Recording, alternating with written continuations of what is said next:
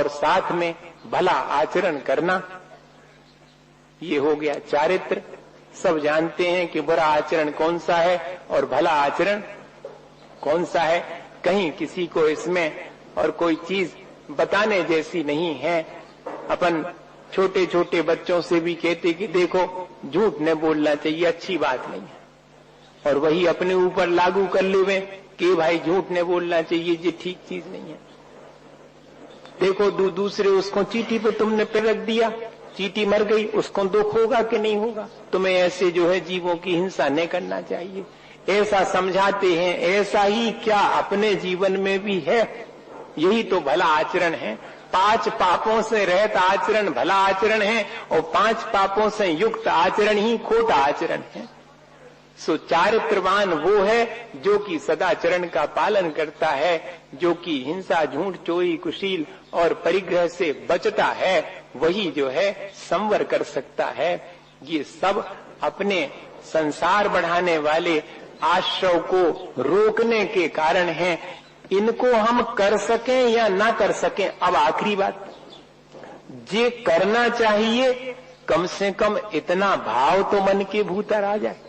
ये कितने कर पाएंगे हम? गुप्ती धारण कर पाएंगे कि नहीं? समिति का पालन कर पाएंगे कि नहीं? 10 धर्म हमारे भावों में आएंगे कि नहीं? हमसे कष्ट सहन करते बनेगा कि नहीं? 12 भावना भा पाएंगे कि नहीं? सदाचरण हमसे कितना होगा? ये तो अलग चीज है, लेकिन ये सब चीजें मेरे लिए उपादेय है। आत्म हित हेतु विराग ज्ञान ते लखें आपको कष्टदान, बस ये ना हो। मेरे लिए जो संवर के कारण हैं वे सब रुचिकर जान पड़े। मैं कर ना पाऊं भले ही, पर भावना तो मेरी बनी रहे कि करना तो मुझे ऐसी ही है, निवृत्ति करनी है वैसे तो, और अगर प्रवृत्ति करूं तो इस तरह से भली प्रवृत्ति करूं। ये विचार हमारे जीवन में अगर बना रहे तो मैं सोचता हूं कि इतना ही अपने जीवन को अच्छा बनाने के लिए पर्याप्त है।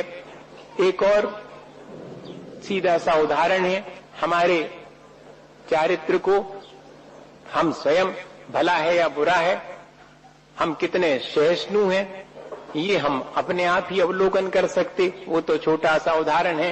एक बाबा जी एक गांव से निकले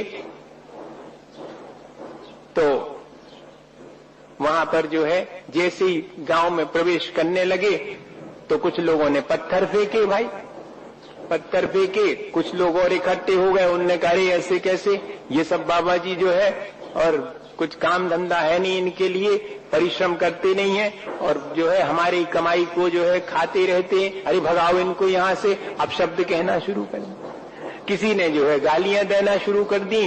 बाबा जी अपने शिष्यों के साथ चुपचाप अपने मार्ग पर चले जा रहे।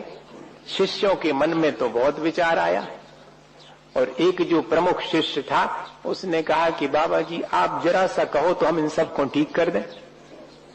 क्या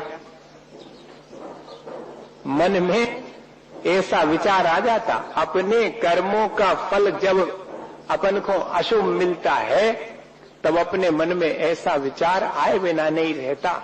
हम अपने को ठीक कर लेवे, ये विचार नहीं आता हम सबको ठीक कर दें। अब बताओ, संवर तो उसको होगा जो अपने को ठीक करने में लगा हुआ है, संसार उसका बढ़ेगा जो दुनिया को ठीक करने की कोशिश में है कि हम सबको ठीक कर देंगे। इतना ही सा फर्क है। चारित्र भला वही है जिसमें हम अपनी संभाल करते। बाबा जी ने मुस्कुरा करके कहा कि चलो आगे चलो। वो गांव चल गया, बात आई गई हो गई। बढ़िया से पेड़ के नीचे जंगल में बैठे थे। बाबा जी ने कहा कि देखो तुम ये कह रहे थे कि आप इशारा करो तो हम इन सबको ठीक कर दें, ये तुम्हारा आचरण ठीक नहीं है। तुम्हारे मन में इनके प्रति द्वेष का भाव आना उनकी हानि नहीं, तुम्हारी स्वयं की हानि है। अच्छा ये बताओ, इससे पहले वाले गांव में कैसे लोग थे? अरे वहां के लोग तो बहुत बढ़िया थे बाबा जी, और अपन के तो प्रवेश करने से पहले ही अपन को लेने आए थे और बहुत स्वागत सत्कार किया था, मेवा मिष्ठान इत्यादि दिए थे। तो भाई जब उनने सत्कार किया था मेवा मिष्ठान दिए थे तो अपन ने लिए थे क्या? कहते नहीं बाबा जी, अपन को तो चाहिए ही नहीं थे, अपन ने लिए ही नहीं।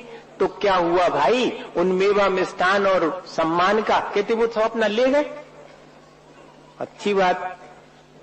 तो ऐसा ही क्यों नहीं विचार करते कि जब हम दूसरे गांव में गए तो वहां पर उनने पत्थर फेंके, गालियां दी, हमने नहीं ली।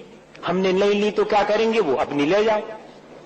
जैसे मेवा मिष्ठान अपने ले गए थे, ऐसे ही अपने पत्थर बटोरो ले जाओ, हमने लिए ही नहीं। हम अगर उन चीजों को मेरे लिए हैं ऐसा मान लेते हैं, ये उपकार किसी ने मेरे ऊपर किया है ऐसा मान के आसक्त हो जाते हैं, ये अपकार किसी ने किया ऐसा मान करके उससे द्वेष करने लगते हैं, इसी का नाम तो संसार है भैया। और क्या चीज है?